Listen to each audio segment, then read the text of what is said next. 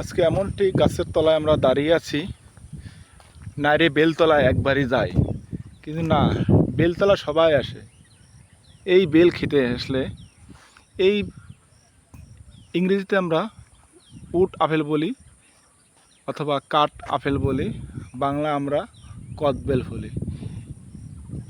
এই কদবেল ফলে অনেক পুষ্টি গুণতত্ত্ব রয়েছে, যা ফাইবার, ক্যালসিয়াম, ট্যানানিন, ডায়াবেটিস রোগীর জন্য, হজম শক্তির জন্য, রক্ত পরিষ্কারের জন্য, রক্ত পরিষ্কার রাখবে এই ফলটি খেলে। এই ফলটি এখনও ম্যাচুরেই পায়নি, কেবল গাছে থোকায় থোকায় ভরপুর সরাসরি শুরু হয়েছে। এই গাছটি কত না গুণাগুণ, আমরা এই গাছটি থেকে অনেকেই অবহেলা করে রাখি, যেখানে সেখানে ফেলায় রাখি।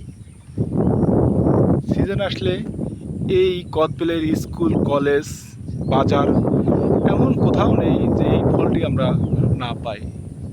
তাই আমরা নাইরে বেলতলায় একবার যাব না, আমরা নাইরে বেলতলায় বারবার যাব। ধন্যবাদ।